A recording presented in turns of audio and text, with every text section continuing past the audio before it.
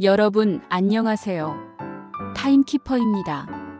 이번 시간에는 수능 한국사 2화, 바로 고조선부터 삼국시대까지의 이야기를 들려드릴게요. 단순한 암기가 아니라 마치 시간 여행하듯 역사를 따라가 보겠습니다.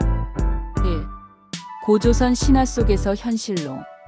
먼 옛날 하늘의 신 환인의 아들인 환웅이 인간 세상을 다스리기 위해 내려왔다는 전설 기억나시죠? 그 환웅이 곰과 호랑이에게 100일 동안 쑥과 마늘만 먹으라고 했고 곰은 이를 견다 여인이 되었고 그녀와 환웅 사이에서 태어난 아이가 바로 단군 왕검이었습니다. 그리고 그 단군이 세운 나라가 바로 고조선이죠. 기원전 2333년이라는 상징적인 숫자도 등장합니다. 물론 신화지만 이 이야기는 우리 민족이 오래전부터 나라다운 나라를 꿈꿨다는 흔적이에요. 고조선은 단지 전설 속 나라가 아닙니다. 실제로도 청동기 문화를 바탕으로 세워진 국가였고 무엇보다 놀라운 건 법이 존재했다는 점입니다. 바로 8조 법금. 그중 가장 대표적인 조항은 사람을 죽이면 사형에 처한다. 공동체의 질서를 중요하게 여겼다는 뜻이죠. 그런데 기원전 2세기 중국에서 망명한 위만이라는 인물이 고조선에 들어옵니다. 처음엔 받아들였지만 결국 기존의 왕준을 몰아내고 위만조선을 세우죠. 위만조선은 철기 문화를 적극적으로 받아들이며 팽창했고 결국 중국 한나라와 충돌하게 됩니다. 그리고 기원전 108년 한나라의 한무제에 의해 고조선은 결국 멸망하게 됩니다. 한나라는 고조선의 자리에 한사군이라는 식민지 통치 체계를 세웁니다. 그중 가장 중심이 된 것이 바로 낙랑군, 지금의 평양입니다. 이 낙랑군을 통해 중국의 행정, 문화, 기술이 한반도에 유입되기 시작하죠. 이 시기를 이해하는 건 매우 중요해요. 왜냐하면 이후 한반도의 문화적 다양성과 외세 대응 방식이 여기서부터 시작되거든요. 보안 포인트 체크. 고조선은 철기보다 청동기 문화를 바탕으로 출발했음을 기억할 것.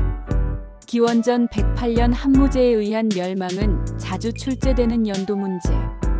8조 법금은 고조선의 법제도 존재를 확인하는 핵심 사료. 고조선 이후 열국시대의 등장, 부여, 고구려, 동해, 옥저, 사만.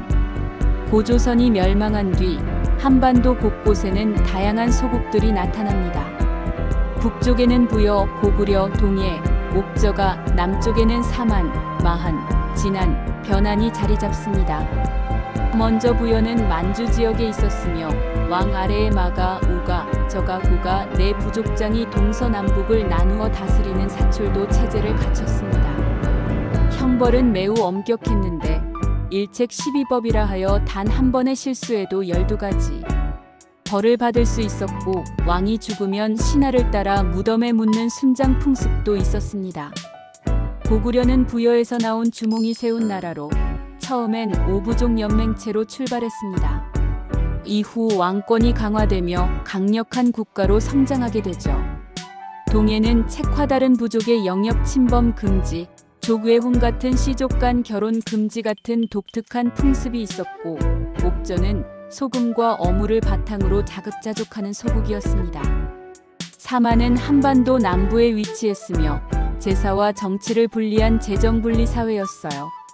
제사장은 천군, 종교시설은 소도라 불렀고 왕도 소도에는 함부로 들어갈 수 없을 만큼 신성한 장소였습니다. 보안 포인트 체크. 부여는 사출도 체제, 동해는 책화, 사만은 재정분리 소도가 빈출. 일책 12법과 순장은 사료 형태로 자주 등장함.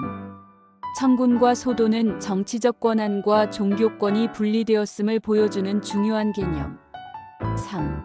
삼국의 성립과 성장. 고구려, 백제, 신라. 고구려 이야기. 태조왕은 오부족 체계를 행정구역으로 정비하고 옥저와 동해를 복속하며 고구려의 영역을 넓혔습니다. 고국천왕은 왕위를 부자 상속으로 바꾸고 가난한 백성을 위해 진대법을 시행합니다. 봄에 곡식을 빌려주고 가을에 갚도록 한 일종의 복지제도였죠. 소수림왕은 불교를 공인하고 태학을 세워 귀족 자제를 교육했으며 율령을 반포해 국가체제를 정비했습니다. 광개토대왕은 만주와 한반도 북부를 정복하고 외의 침입을 받은 신라의 군사를 파견해 구원하기도 했습니다. 장수왕은 수도를 평양으로 옮기고 남진 정책을 추진해 백제의 수도 한성을 함락시키며 백제의 국력을 약화시켰습니다. 한편 이전 시기에는 백제의 근초 고왕이 고구려의 수도를 공격해 고구건왕이 전사한 바 있습니다. 이후 장수왕의 공격은 그 복수이자 고구려의 전성기를 알리는 계기가 되었습니다. 백제 이야기. 고이왕은 16관등제를 정비하고 율령을 반포하여 행정체계를 강화했습니다. 근초고왕은 마한을 정복하고 고구려를 공격해 고구건왕을 전사시켰으며 중국과 일본과의 외교도 활발히 전개해 백제 문화를 전파했습니다. 침류왕은 불교를 공인하며 국가의 정신적 통합을 시도했습니다. 성왕은 수도를 사비, 지금의 공주로 옮기고 국호를 남부여로 바꾸며 중흥을 꾀했지만 한강 유역을 두고 신라의 배신당해 관산성 전투에서 전사하고 맙니다. 신라 이야기. 내물왕은 김씨왕이 세습을 확립하고 외적의 침입에 대비해 고구려의 군사 지원을 요청했습니다. 지증왕은 국호를 신라, 왕호를 마립간에서 왕으로 변경하며 중앙 집권 체제를 강화했습니다. 또한 우경을 장려하고 동해의 우산국, 울릉도를 정복해 해상권도 확보했습니다. 버풍왕은 율령을 반포하고 불교를 공인하기 위해 이차돈의 순교를 감내했습니다. 이차돈은 목을 베어도 흰 피가 나올 것이다 라는 말을 남기고 처형되었고 그 흰 피는 불교 공인의 상징이 되었습니다. 금관가야를 병합하며 낙동강 하류의 전략적 거점까지 확보했죠. 진흥왕은 한강 유역을 차지해 수도권 경제력을 확보하고 대가야를 정복하며 영토를 확장했습니다.